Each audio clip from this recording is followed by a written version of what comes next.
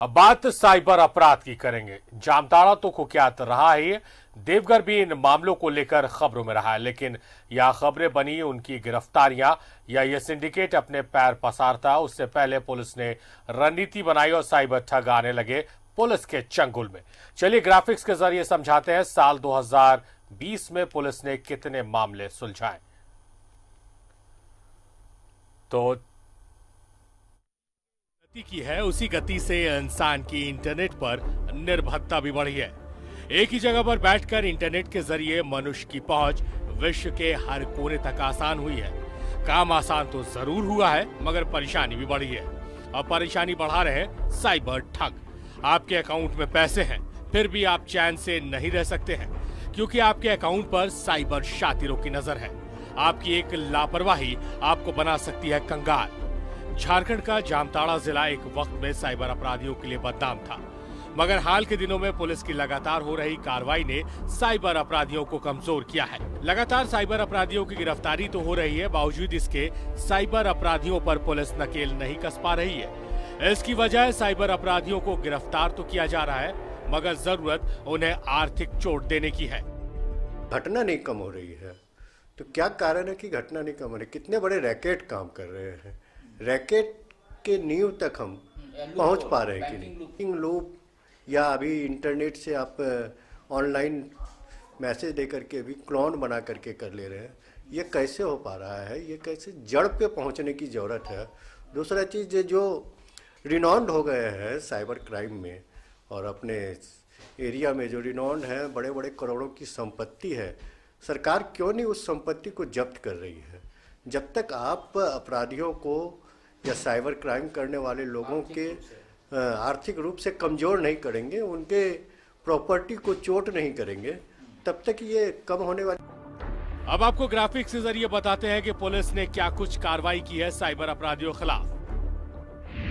कुल 87 ठगी के मामले हुए दर्ज, 372 आरोपी चढ़े पुलिस के हत्थे।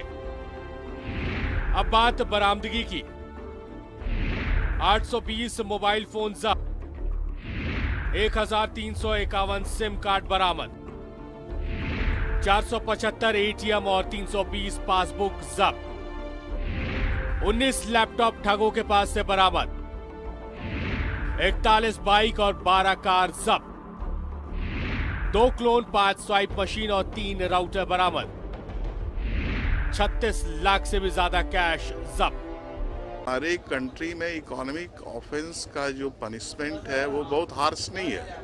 6 ईयर 3 ईयर्स अदर कंट्रीज में आप जाएंगे तो वहाँ तो डेथ पेनल्टी भी है, अटैचमेंट ऑफ द प्रॉपर्टी है। तो सवाल ये उठता है कि सिस्टम में एक रेडिकल चेंज की आवश्यकता है, नंबर 1। हाँ, और इन लोगों को बेल नहीं मिले। बेल कोर्ट से मैं यही अपील करूँगा कि एक हार्ड अर्न मनी एक पब्लिक का, एक जेंटल, एक law avoiding hard earn money जो पब्लिक का होता है,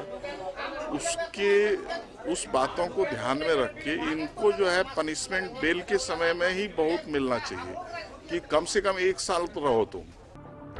ये आंकड़े बताते हैं कि पुलिस की कार्रवाई तो हो रही है, मगर कानून में साइबर शातिरों के खिलाफ कोई कड़े प्रावधान नहीं है, जिस वजह से साइबर अपराध पर रोक नहीं लग पा रही है। जरूरत है कड़े कानून की और आर्थिक चोट की। देवघर से न्यूज़ 11 भारत के लिए मनीष राज की रिपोर्ट।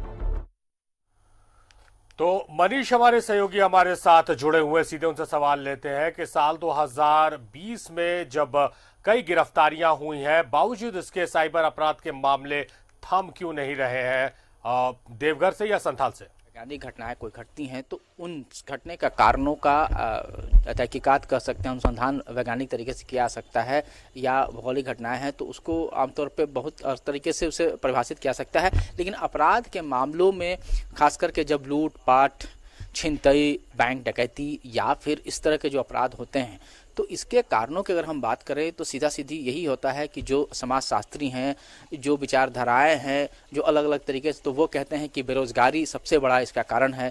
तो बेरोजगारी की बात कहा जाता है कि बेरोजगारी में नहीं है तो लोग लूटपाट पे उतर जाते हैं, डकैती करेंगे, बैंक डकैती करेंगे, छिनतई करेंगे, रात में चोरी की घटनाएं बढ़ जाती है। लेकिन ये एक अलग तरह का अपराध है, यह आर्थिक अपराध है।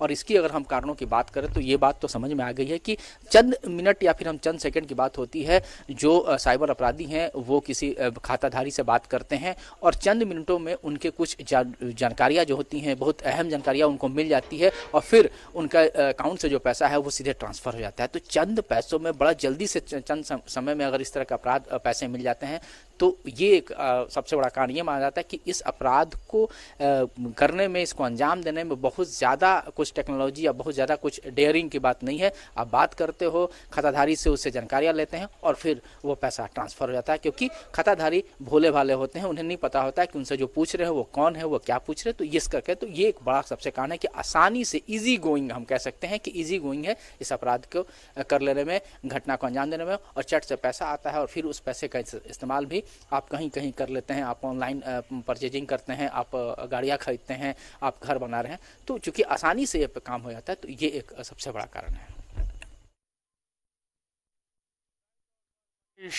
आर्थिक चोट पहुंचाने की आवश्यकता इन साइबर शातिरों को। बहुत शुक्रिया आपका तमाम जानकारियों के लिए।